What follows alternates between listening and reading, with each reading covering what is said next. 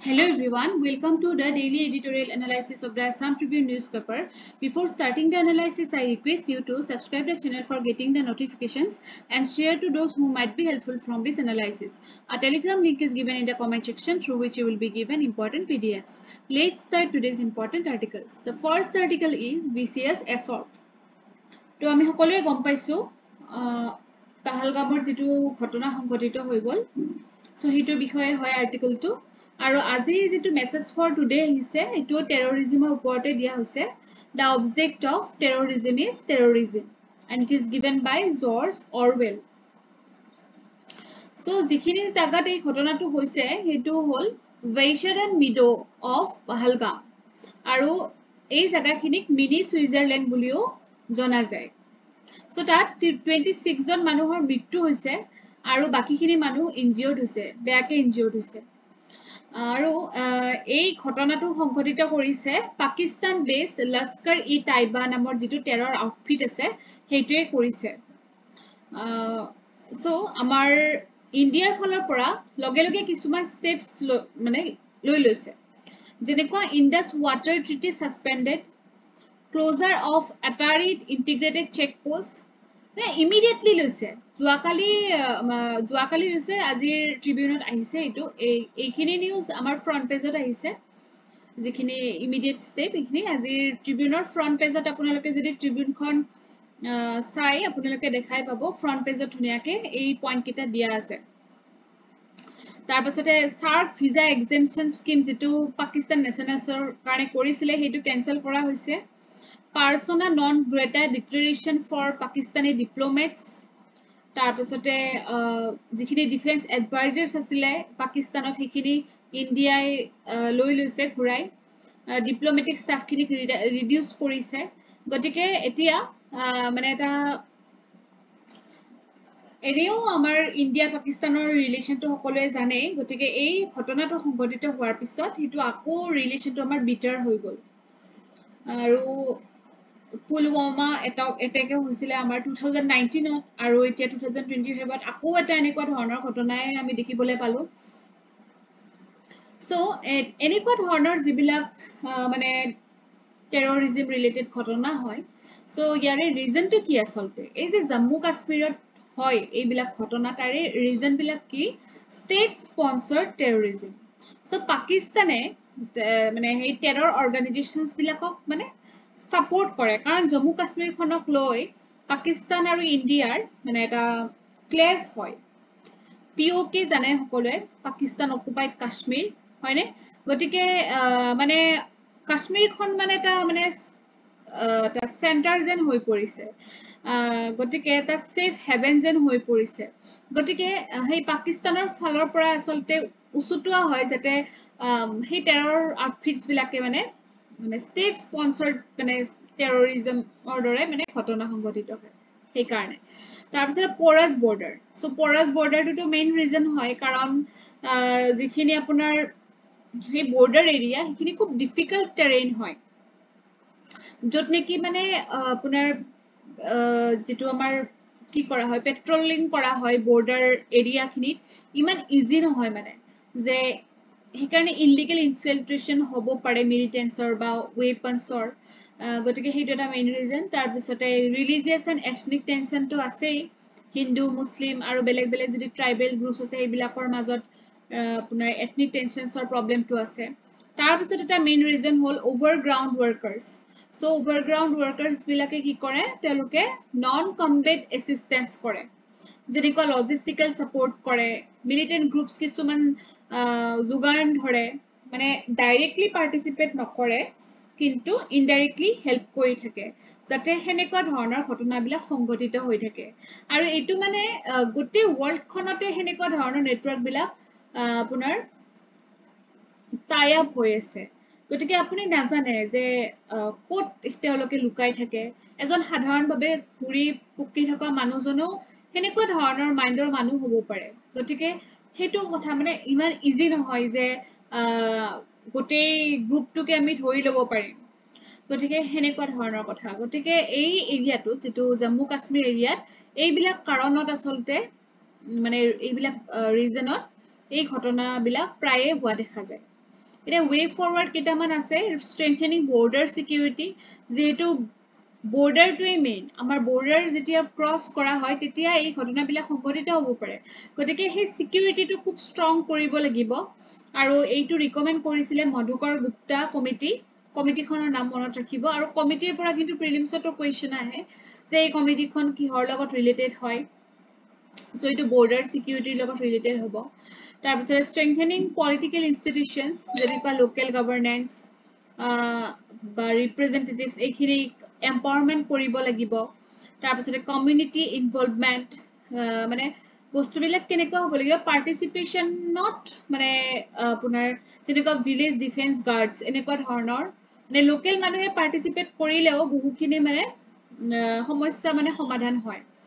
গতিকে এনেকুৱা ধৰণৰ কিছুমান ৱৰ্ক কৰিব লাগিব এই ইমিডিয়েট ষ্টেপ কেইটা আপোনালোকে চাই থব কাৰণ ইমিডিয়েট ষ্টেপ কেইটা প্ৰিলিমছতো আহিব পাৰে গতিকে চাই ল'ব এইকেইটা ইণ্ডাছ ৱাটাৰ ট্ৰিটিৰ বিষয়ে চাব কোন কেইখন নদী আমাৰ ইণ্ডিয়াৰ ফালে পৰে কোন কেইখন পাকিস্তানৰ ফালে পৰে বা সেই নদী কেইখনৰ ওপৰত কি প্ৰজেক্ট বনোৱা হৈছে এইবিলাক মানে চাই ল'ব বা ইয়াৰ ৰিলেটেড বস্তুবিলাক চাব যেনেকুৱা ক'লো মই মিনি সুইজাৰলেণ্ড বাইচাৰেন মিডো পেহেলগাম এনেকুৱা ধৰণৰ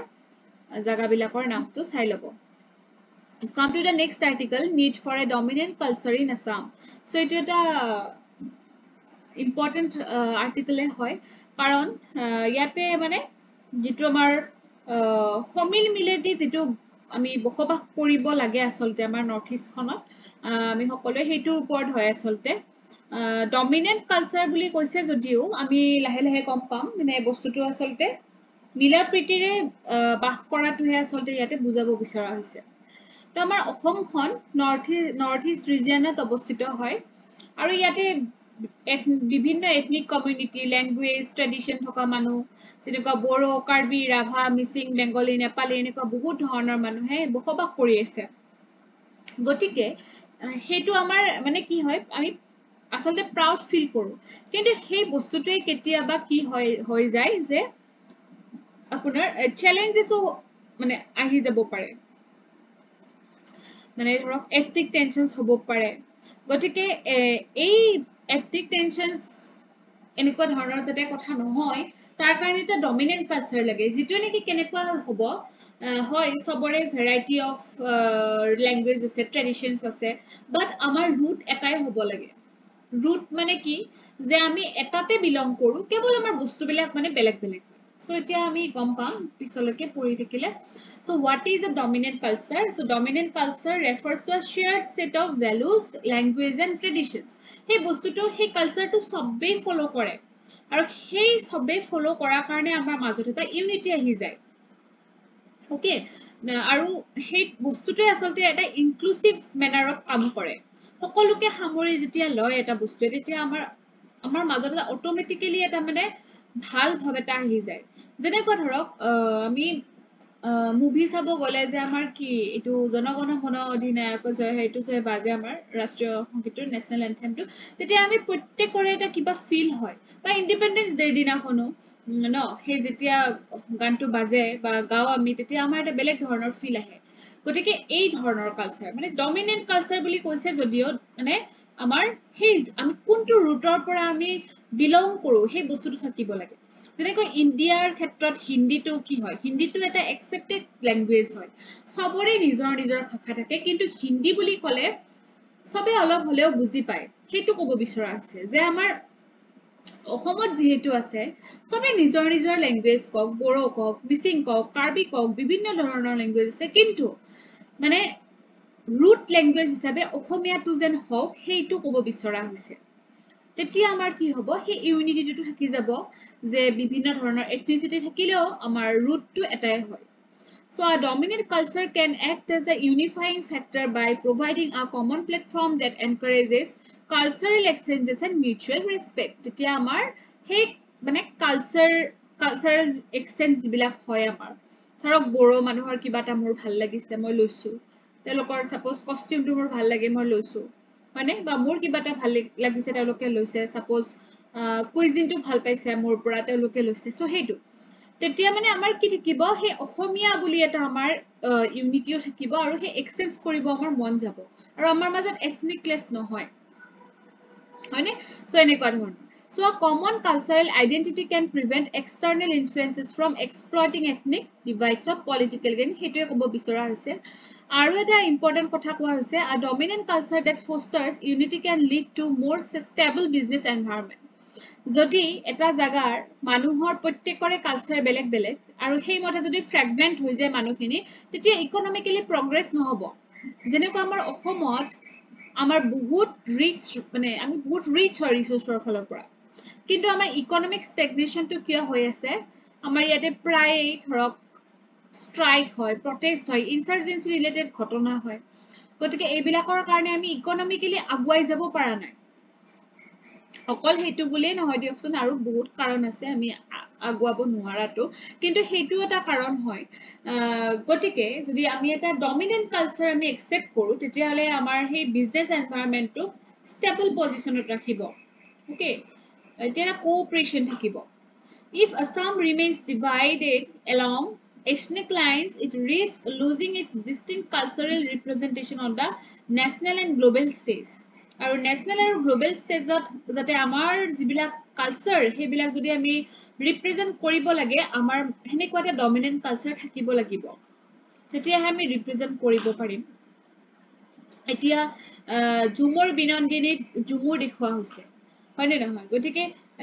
হেইটুক লৈ বেলেগ হে কৰিব নেকি বেলেগ সাপোজ ট্ৰাইবে মানে ধৰক যদি আমাৰ আসামিজ হিচাপে ৰুটটো যদি নাথাকিলেহেঁতেন হেইটুক লৈয়ে আৰু মানে কিবা কিবি কৰি দিলেহেঁতেন সেই ডমিনেন্ট কালচাৰটো হয়তো কোনোবাখিনিত আমাৰ আছেও আৰু হয়তো কোনোবাখিনিত নাইও প্ৰয়োজনীয়তা আছে গতিকে য'ত নাই সেই ডমিনেন্ট কালচাৰটো আমি আনিব লাগে যে আমি অসমীয়া হয় আমি সকলোৱে অসমীয়াই হয় কেৱল আমাৰ মানে আমাৰ হেৰিবিলাক বেলেগ বেলেগ আমাৰ ফুড বেলেগ আমাৰ সাজ সজ্জা বেলেগ এনেকুৱা ধৰণৰ So while the idea of a dominant culture offers several advantages it also raises concerns যে ইয়াতে কিছুমান concerns আছে dominant culture কাৰণ কেতিয়াবা কি হৈ যায় মাইনৰিটি খিনিৰ যেটো কালচাৰ এখিনি মাৰ্জিনালাইজেশন হৈ যায় কাৰণ এনেকুৱাও আমাৰ হেয়া আছে ট্ৰাইব আছে যি সকলৰ মানে ইমান বেছি সংখ্যক মানুহ নাই গতিকে তেওঁলোকৰ এটা মাৰ্জিনালাইজেশন এটা ভুগিব পাৰে গতিকে হেইটো যাতে নহয় তাৰ কাৰণে এটা ইনক্লুসিভ এপ্ৰোচ অসমে লব পাৰে যেনেকুৱা কালচাৰেল অটোনমি ইজ ৰেসপেক্টেড যেটো অটোনমি হে মানে কালচাৰ ৰিলেটেড যেটো অটোনমি হেটো ৰেসপেক্ট কৰিব লাগিব বাইলিংগুৱেলিজম ইজ এনকাৰেজড যে অসমীয়াৰ লগতে নিজৰ ল্যাঙ্গুৱেজটো যাতে কয় হেটো লাগিব Cultural exchanges are promoted হয়নে যেটো আমাৰ এক্সচেঞ্জ মই যেটো কলোই মাত্ৰ হেটো লাগিব প্ৰমোশন কৰিলে ভাল হ'ব okay Come to the next article which is about twin threats তো experts সকলে এটা warning কৰিছে যে downstream areas of the Brahmaputra river basin are confronting threats from two direction দুটা directionৰ পৰা মানে কি হৈছে ব্ৰহ্মপুত্ৰ যেটো ডাউনস্ট্ৰিম এৰিয়া তাতে মানে থ্ৰেটস কিছুমান আহিছে দুটা কাৰণ তো তাৰে প্ৰথমটো হল গ্লোবাল ওয়াৰ্মিং আৰু নেক্সটটো হল seismic condition and mega dam project so global warming মানে কি হৈছে আমাৰ সদায় টেম্পাৰেচাৰটো বাঢ়িয়ে গৈ আছে সো সেই টেম্পাৰেচাৰটো বঢ়া কাৰণে আমাৰ কি হৈছে যে মানে একচুয়ালি কিহৰ কাৰণে বাঢ়িছে যে আমাৰ গ্ৰীন হাউস গেছটো এমিশন বেছিকে হোৱা হৈছে আৰু সেই হোৱাৰ কাৰণে গ্লেচিয়াৰ্স বিলাক মেল্ট হ'ব ষ্টাৰ্ট হৈছে আৰু সেই গ্লেচিয়াৰ মেল্ট হোৱাৰ কাৰণে কি হ'ব আপোনাৰ সি ওয়াটাৰ লেভেলটো ৰাইজ হ'ব যাৰ কাৰণে কিছুমান সৰু সৰু আইল্যান্ড সাবমাৰ্জ হৈ যাব হয়নে গতিকে এনেকুৱা ধৰণৰ মানে কিছুমান থ্ৰেট মানে কৈছে এক্সপাৰ্টস সকলে যে এনেকুৱা হৈ যাব তাৰ পাছতে হেনেকুৱা ধৰণৰ যদি আমাৰ ৰেপিড মেল্টিং হয় গ্লেচিয়াৰ্সৰ হেনেকুৱা যদি হ'বলে হয় তেতিয়া আমাৰ কি হ'ব হিন্দুকুশ হিমালয়ান ৰিজিয়ন যেটো আমি থাৰ্ড পোল বুলিও জানো তেতিয়া হলে তাতেও কিন্তু এই কন্ডিশনটো হ'ব so because of its high concentration of frozen water because hey region to pani kini mane frozen hayat thake so if the rapid melting of glaciers in this region continues it would result in a grim scenario for the northeast region as well as Bangladesh যে তাৰে negative ইম্পেক্টটো আমাৰ north east ৰিজনত পৰিব আৰু বাংলাদেশতো পৰিব because of glacial shrinkage and retreat the waters of a river like the Yerlung Sangpo Brahmaputra might dry up আৰু glacier যদি হেনেকে retreat হবলে হয় এটা সময়ত মানে সেই নদীখন শুকায়ও যাব পাৰে creating water scarcity আৰু water scarcity হব downstreamত মানে বেছি ইম্প্যাক্টটো পৰিব so mitigating measures need to be taken by the authorities in downstream areas যে urgently আসলতে আমাৰ downstream area কিছুমান mitigations লবৰ সময় হৈ গৈছে যেনেকুৱা ধৰক যেটো ইৰিগেশন সিস্টেম আছে এতিয়ালৈকে হেতু কনভাৰ্জন কৰিব সময় হৈ গৈছে যাতে আপোনাৰ কেনেলছলৈকে যাতে আপোনাৰ কি কৰিব পাৰে মানে এটা ৰিজাৰ্ভ হিচাপে যাতে কাম কৰিব পাৰে ইৰিগেশন সিস্টেমটো হেনেকুৱা ধৰণৰ মানে পদ্ধতি যাতে অৱলম্বন কৰে এতিয়াৰ পৰাই নহলে পিছত পানীৰ যদি অভাৱ হয় তেতিয়া হলে বহুত খিনি প্ৰবলেমছ আহি যাব নেক্সট impact to বিষয়ে কৈছে seismic conditions and mega dam project so eastern Himalayan Tibet it is a tectonically unstable and experiences frequent seismic disturbances so প্ৰায় হৈ থাকে এবিলাক জাগাত seismic disturbance so তাৰ ওপৰত আৰু চাইনা কি কৰি আছে মেগা ডেম প্ৰজেক্টৰ মানে প্ল্যানিং বনাই আছে হয় নহয় গতিকে মানে তেওঁলোকে আপস্ট্ৰিমত কৰিব কিন্তু যেটো ইম্প্যাক্ট পৰিব আমাৰ ডাউনস্ট্ৰিমত পৰিব ওকে সো ইয়াৰলুং চাংপত যেতিয়া তেওঁলোকে মেগা ডেমটো মানে বিল্ড মানে যেতিয়া হৈ যাব তাৰ পিছতে আপোনাৰ আৰু তেওঁলোকে কেনেকুৱা জাগাত কৰিছে জানে নাই যেটো জাগা বহুত ভালনাৰেবল হয় যেটো আমি গ্ৰেট বেন্ড বুলি কওঁ যত মানে সেই ব্ৰহ্মপুত্ৰখনে ইউ টাৰ্ন এটা লৈছে ইন্ডিয়াত সোমোৱাৰ আগে আগে সেইখিনি জাগাত তেওঁলোকে মানে এই মানে ড্যামটো বনাব মানে প্ল্যান কৰিছে so this poses a dual threat to downstream areas গতিকে dual threat আহিব পাৰে যে সিসমিক্যালি যেটো আমাৰ কন্ডিশন আমাৰটো নৰ্থ ইষ্ট ৰিজনৰ সিসমিক কন্ডিশনটো জানে সকলোৱে জোন 5 ত আছে বা ডেমৰ কাৰণে হঠাৎ বানপানী আহিব পাৰে বা পানী শুকাই যাব পাৰে নাহিবও পাৰে এনেকুৱা ধৰণৰ কিছুমান মানে তেখেতসকলে মানে প্ৰেডিক্ট কৰিছে আসলতে সো এখিনি আছিল আজিৰ পেপাৰখনৰ পৰা ইম্পৰ্টেন্ট লাষ্টৰ আৰ্টিকেলটো আমাৰ দুদিনমান আগৰ হয় আৰ্টিকেলটো এটো মোৰ মানে ৰৈ গৈছিলে সেই কাৰণে মই আজি দি দিলো ঠিক আছে so thank you for watching the video